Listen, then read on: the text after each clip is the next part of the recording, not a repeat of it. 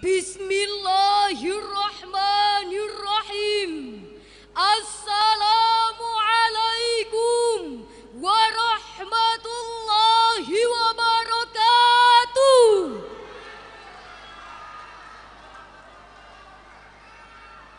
Alhamdulillahilladzi ja'ala fi amwalil aghniya haqqan lis-sa'ili wal mahrum.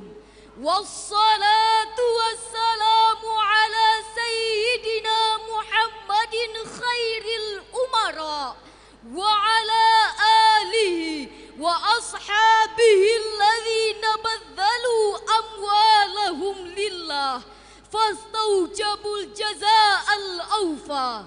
Amma ba'd. Dewan Hakim yang arif dan bijaksana, hadirin calon penghuni surga, kita bangga sebagai bangsa Indonesia. Bangsa yang berada di garis khatulistiwa ini memiliki khazanah dan kekayaan alam yang melimpah ruah. Menurut data dari Badan Pusat Statistik Nasional, luas lahan persawahan mencapai 8 juta hektar. Menurut Kementerian Pertanian Republik Indonesia, luas lahan perkebunan sawit mencapai 14,3 juta hektar. Ditambah lagi dari sektor tijarah atau perdagangan dan perindustrian yang di dalamnya juga termasuk berbagai jenis perusahaan berskala kecil, menengah dan besar. Demikian pula dari sektor peternakan, pertambangan, kelautan dan perikanan, penghasilan pegawai negeri, BUMN dan swasta, serta dari berbagai profesi lainnya. Semua itu hadirin merupakan potensi zakat di negeri yang bertuah ini. Maka wajarlah potensi zakat di Indonesia itu ditamsilkan seperti membangunkan raksasa yang sedang tidur. Bagaimana tidak hadirin, hasil riset yang dilakukan oleh Badan Amil Zakat Nasional atau Basnas melaporkan bahwa potensi zakat Indonesia per tahunnya mencapai 217 triliun rupiah. Satu angka yang sangat fantastis untuk mensejahterakan umat dan dapat mengurangi angka kemiskinan.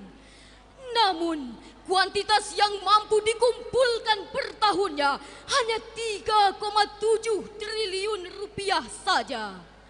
Hadirin, potensi zakat yang besar tadi berbanding terbalik dengan potret kesejahteraan umat di negeri bertuah ini.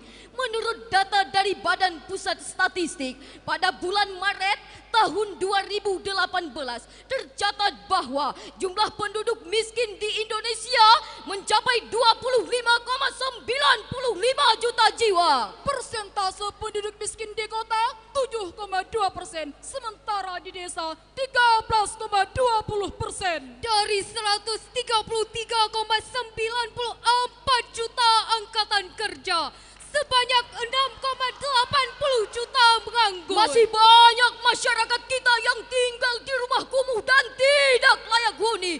Bahkan masih banyak warga kita yang terpaksa meninggalkan keluarga dan sanak saudaranya untuk bekerja sebagai pembantu rumah tangga dan buruh kasar di luar negeri.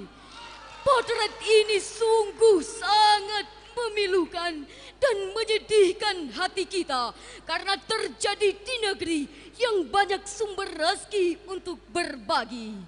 Atas dasar inilah maka tergugah hati kami bertiga untuk menyampaikan sebuah syarahan yang berjudul Optimalisasi Pengelolaan Zakat untuk Mensejahterakan Umat.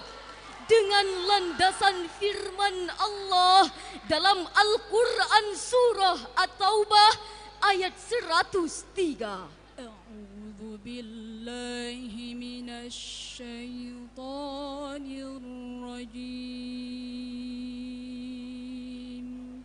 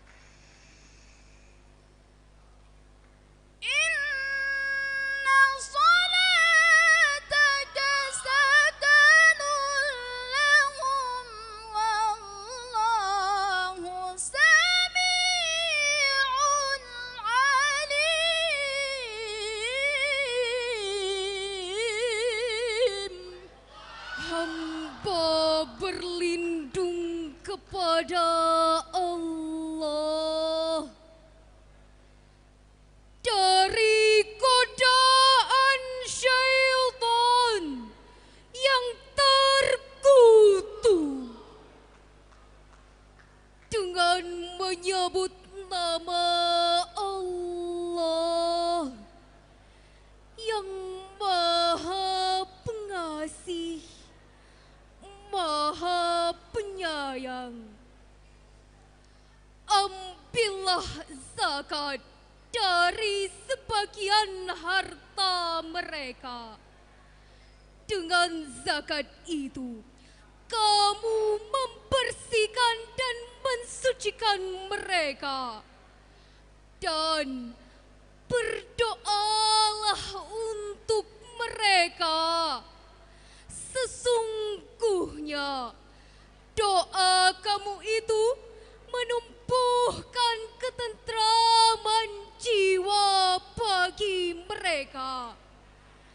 Dan Allah Maha mendengar, Maha mengetahui. Dewan Hakim, hadirin yang kami muliakan, Asy-Syaikh Profesor Dr. Wahbah Az-Zuhaili dalam kitab tafsirnya Al-Munir jilid 6 halaman 28 menukilkan sebab nuzul ayat tadi dari riwayat Ibnu Jarir dari Ibnu Abbas radhiyallahu anhu berkenaan dengan Abu Lubabah dan teman-temannya yang mengikat diri di tiang-tiang Masjid Nabawi dan tidak mau dilepaskan kecuali oleh Rasulullah sallallahu alaihi wasallam atas dosa mereka tidak ikut dalam perang Tabuk disebabkan harta mereka. Setelah dilepaskan, mereka datang menjumpai Rasulullah dengan membawa sebagian harta mereka. Lalu mereka berkata, "Wahai Rasulullah, ambillah sebagian dari harta kami dan bersedekahlah dengannya untuk kami dan mohonlah ampunan untuk kami."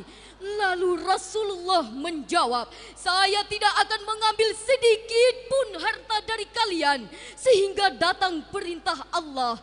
Maka turunlah ayat yang telah dibacakan tadi.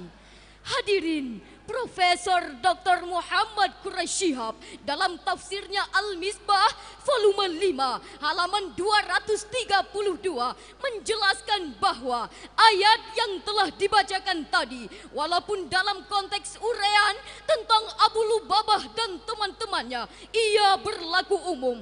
Demikian pula hadirin, walaupun dalam redaksinya khusus ditujukan kepada Rasul, ia pun bersifat umum, yakni ditunjukkan kepada siapapun yang menjadi penguasa. Oleh sebab itu, ketika sekelompok orang di zaman Abu Bakar As-Siddiq menolak untuk menunaikan zakat mereka dengan dalih bahwa ayat tadi hanya khusus ditujukan kepada Rasul, maka Abu Bakar menolak dalih tersebut dan memerangi mereka. Hadirin, Profesor Dr. Yusuf Al-Qardawi dalam karya monumentalnya Fiqhuz Zakah Jilid 2 halaman 747 mengatakan bahwa kewajiban zakat bukanlah kewajiban yang bersifat individual, sehingga siapa yang kuat iman dan mengharap pahala akhirat akan menunaikan zakat, sementara yang lemah iman dan bakhil tidak menunaikannya. Sekali-kali tidak demikian. Kewajiban zakat yang bersifat manajerial menjadi tugas penguasa atau yang ditunjukkan oleh penguasa untuk melakukan pendistribusian dan pengelolaannya secara profesional dan proporsional. Dapat kita pahami hadirin, peran penguasa dalam upaya untuk meningkatkan kuantitas zakat per tahunnya memiliki peran yang sangat signifikan. Saudaraku, siapa kita? Indonesia. Siapa kita? Indonesia. Siapa kita? Indonesia. Haras, sebuah senandung mengingatkan kita. Bagi muslim yang banyak harta, hitunglah ia batas nisabnya. Kalau setahun sudah dipunya, bayarlah pula zakat hartanya. Bayarkan zakat kepada mereka, 8 golongan yang Allah suka, agar berkah selalu terbuka, akhirat kelak berbalas surga, akhirat kelak berbalas surga. Hadirin, Profesor Dr. Yusuf Al-Qardawi dalam kitabnya Fiqhuz Zakah Jilid 2 halaman 543 menjelaskan bahwa para ahli ekonomi telah mengingatkan hal yang sangat penting, bukan hanya persoalan bagaimana meningkatkan pendapatan, akan tetapi bagaimana pengelolaan dan pendistribusiannya.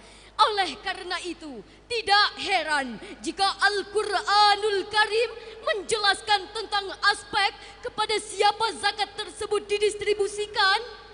Jawabannya terdapat di dalam surah At-Taubah ayat 60 dan akan dilantunkan oleh qari'ah kami berikut ini. Innamas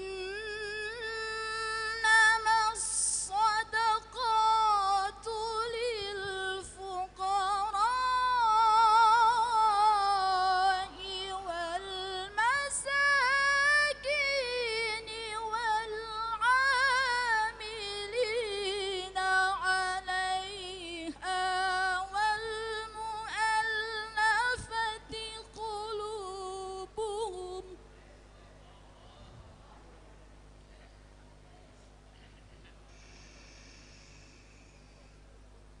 والمؤلفة قلوبهم وفي الرقاب والغارمين وفي سبيل الله وابن السبيل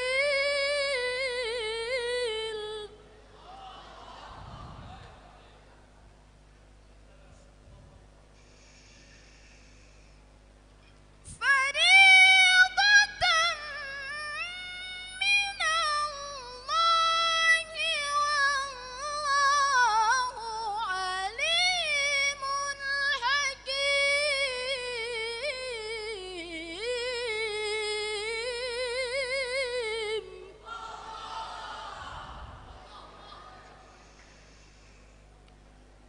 فريضة من الله والله عليم حكيم.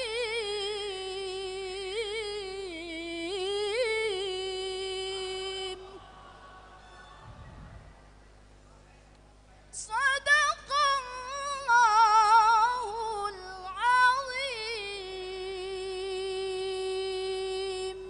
Sesungguhnya zakat-zakat itu hanyalah untuk orang-orang fakir, orang-orang miskin, pengurus-pengurus zakat, para mu'alaf yang dilunakkan hatinya, untuk memerdekakan budak, untuk orang-orang yang berhutang, untuk jalan Allah, dan untuk mereka yang sedang dalam perjalanan, sebagai suatu ketetapan yang diwajibkan Allah. Dan Allah Maha mengetahui, Maha bijaksana, Maha benar Allah yang Maha agung atas segala firman-Nya. Ma'asyiral muslimin rahimakumullah, Profesor Dr. Muhammad Quraish Shihab dalam tafsirnya Al-Misbah volume 5 halaman 141 menjelaskan mengenai unsur pokok terhadap kelompok-kelompok yang berhak menerima zakat. Para ulama telah sepakat bahwa terdapat 8 golongan yang berhak menerima zakat dan tidak boleh diberikan kepada selain mereka. Karena pada ayat tadi terdapat kata innama yang dalam ilmu ma'ani merupakan salah satu adatul qasri yang berfungsi untuk menspesifikasikan. Pertanyaan penting selanjutnya hadirin, apakah zakat yang telah dikumpulkan didistribusikan kepada semua golongan yang disebut dalam ayat tadi, dan haruskah dalam jumlah yang sama? Profesor Dr. Yusuf Al-Qardawi dalam kitabnya Fiqhuz Zakah jilid 2 mulai halaman 686 sampai dengan 694 mengatakan bahwa terdapat perbedaan pendapat ulama mengenai masalah ini. Di akhir penjelasannya beliau mengambil kesimpulan bahwa pertama, jika zakat yang dikumpulkan banyak dan tingkat kebutuhannya sama, maka zakat seyogianya dibagikan kepada semua golongan yang disebut dalam ayat tadi. Dan yang kedua, peran penguasa dalam upaya meningkatkan zakat secara profesional dan proporsional memiliki peran yang sangat signifikan.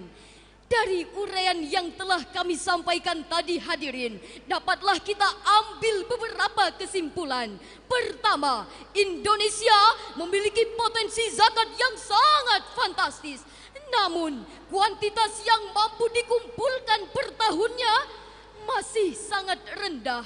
Kedua, peran penguasa dalam upaya meningkatkan pendistribusian zakat secara profesional dan proporsional memiliki peran yang sangat signifikan, terutama untuk membuat berbagai regulasi yang mengharuskan setiap muzaki untuk membayar zakatnya dan dapat dikenakan sanksi jika mengingkarinya.